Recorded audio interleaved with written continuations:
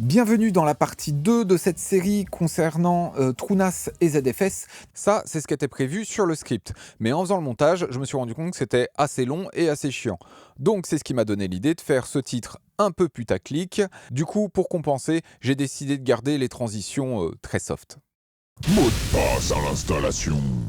Je vous conseille pendant l'installation d'éviter de taper des lettres, car je me suis fait avoir entre le clavier QWERTY et le clavier AZERTY. J'ai eu du mal à le retrouver. Bootpool Mirror. Petite chose sur la bootpool, je vous montre comment ajouter des disques et faire un miroir. Donc c'est dans Système, Boot, et ici dans Bootpool Status, il me semble que c'est ça, oui. Ici, vous avez Mirror et vous avez un petit icône Replace. Alors là, il y a déjà un miroir, donc j'ai déjà mes deux disques. Si je veux remplacer l'un de ces disques, je fais Replace et je vais chercher la liste des disques disponibles. Si vous n'avez pas encore de miroir et que vous n'avez qu'un disque, il y a un deuxième icône, je ne sais plus comment il s'appelle, si c'est Ajouter ou quelque chose comme ça. Vous cliquez dessus et à ce moment-là, il va pouvoir créer un miroir sur deux disques pour avoir de la redondance sur votre système d'exploitation. Dataset POSIX contre SMB.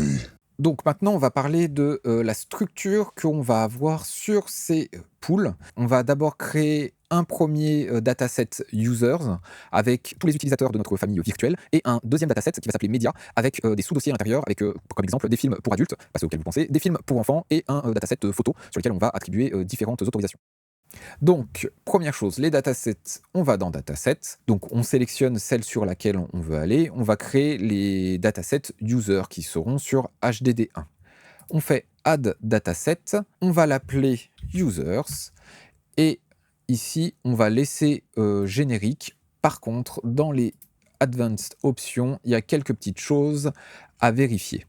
Première chose, déjà, c'est en bas, ACL type. En fait, c'est les autorisations dessus. Elles sont par défaut en POSIX, ce qui pose beaucoup de problèmes. Moi, j'ai déjà eu plein de problèmes avec ça, qui ne soient pas compatibles. Donc, je mets systématiquement du SMB NFS V4.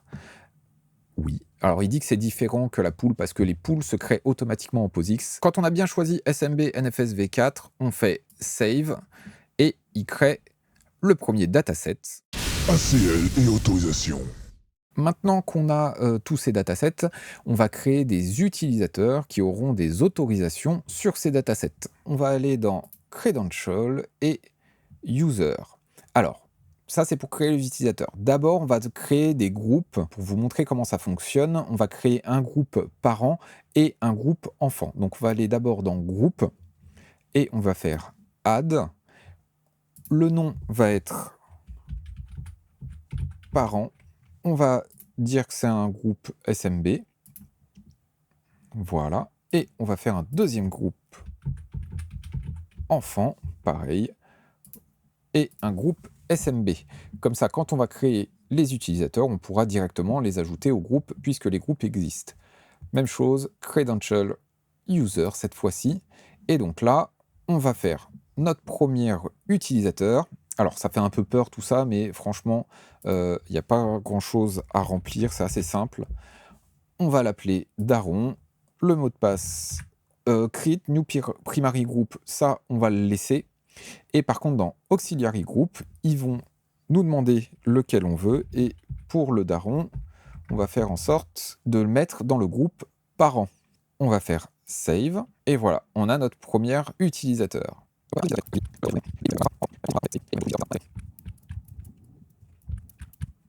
Ok, c'est ça. On a tous nos utilisateurs, le daron, Riri, Fifi et Loulou. Et maintenant, on va leur donner les autorisations sur leur dataset utilisateur. Et pour les films, on va donner les autorisations sur tous les dossiers au daron. Et par contre, les enfants n'auront accès que aux films enfants pour les empêcher d'aller voir les films adultes. Et chaque utilisateur aura accès à son propre dossier, mais pas à ceux des autres. On va aller dans l'onglet Permissions, on va faire Edit. Et ici, on va faire Set ACL. Ici, on va faire Cancel parce qu'on n'a pas fait de preset et que ces presets-là ne m'intéressent pas. Mais vous pouvez créer des presets et du coup les appliquer très facilement à des nouveaux datasets. Ça, c'est vraiment pratique. Je l'utilise assez souvent parce que ça peut être un peu fastidieux à créer ce genre de choses. On va créer du coup un nouvel item. Et là, on va sélectionner le type d'item. Donc on va sélectionner le groupe, on coche les deux, on fait Save Access List. Et il me dit que POSIX pose problème. Ok, on va voir si l'erreur vient de là. Je pense que en fait, ce dataset-là, je ne l'avais pas mis en autorisation SMB, mais en autorisation POSIX. Donc on va aller voir si dans Edit, Advanced Options, ici, ACL Type Inherit. Et c'est le seul que j'avais pas fait, je crois. Hop, ici on fait Save. Il veut pas. Pass-through, hop, voilà. Et maintenant, on retente notre chance ici à faire ça. Set ACL, Cancel. Déjà, vous voyez, c'est pas tout à fait la même configuration, mais globalement, c'est la même chose. Ici, on a la CL, on ajoute un item. Ce ne sera pas un user, ce sera un groupe. Ce sera le groupe parent sur lequel on allow, ici, modify read rule. On peut faire full control, comme ça donne tout à cet utilisateur. On coche les deux, on fait ACL.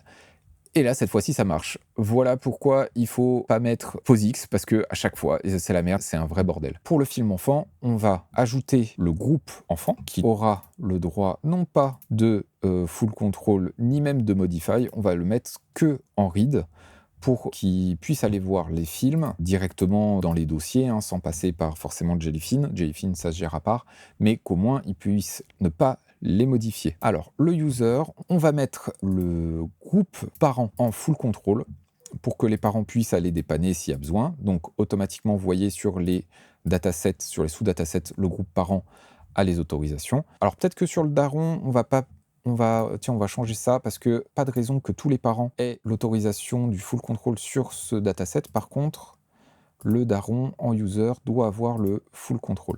Parce que j'ai pas mis deux parents dans le lot, mais s'il y a un deuxième parent, les deux parents peuvent être séparés. Donc, Les quotas pour les datasets.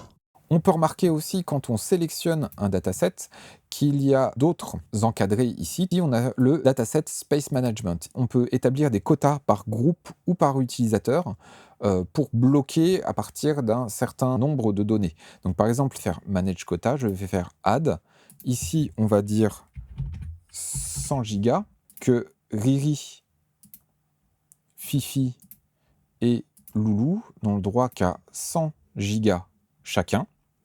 À ce moment-là, ils ne pourront pas dépasser 100 gigas de possibilité d'enregistrement. Ouh, les scrubs. Maintenant, on va parler un peu de tout ce qui est protection de données. La première chose, ça va être de protéger les données grâce au scrub, c'est-à-dire c'est TrueNAS qui va analyser toutes les données qui sont sur le disque, les comparer avec les données de redondance et de voir s'il ne peut pas corriger des erreurs qui seraient apparues. Alors, je viens de voir que j'ai un nouveau disque sur la pool HDD1 qui a l'air de ne pas être en forme, vu que c'est des disques de récup.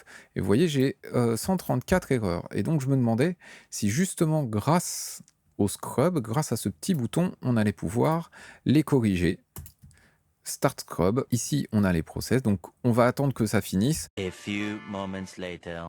Bon, comme ça avance pas, pendant ce temps-là, je vous montre, quand on fait View All Scrub Task, ici, en fait, par pool, automatiquement, il va faire un scrub tous les mois, ce qui est très bien parce qu'il va quand même lire tous les secteurs qui sont sur les disques, donc ça fatigue un petit peu les disques, ça vieillit un petit peu les disques, notamment les disques SSD, donc le faites pas tous les jours, ça sert à rien, mais tous les mois, c'est pas mal. Et ici, vous voyez, on peut changer le schedule grâce au Chrome Task.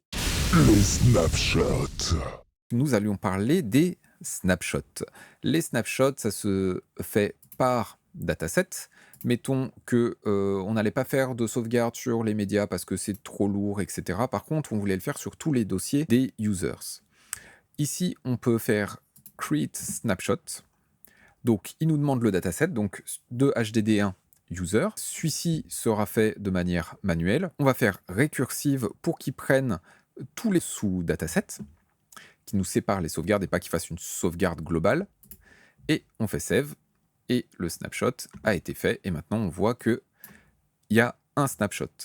Dans Manage Snapshot, ici, c'est tous les snapshots qui ont été pris. Donc, on voit bien qu'il y en a un par utilisateur et un sur le global. Et si on va dans Data Protection, on peut le retrouver ici, Periodic Snapshot. Ici, si on clique sur la petite flèche ici, pardon, sur Snapshot, on revient à la totalité des snapshots qui a été fait. Et ici, on peut définir les périodicités des snapshots automatiques. Donc de HDD user 1, on peut faire récursive.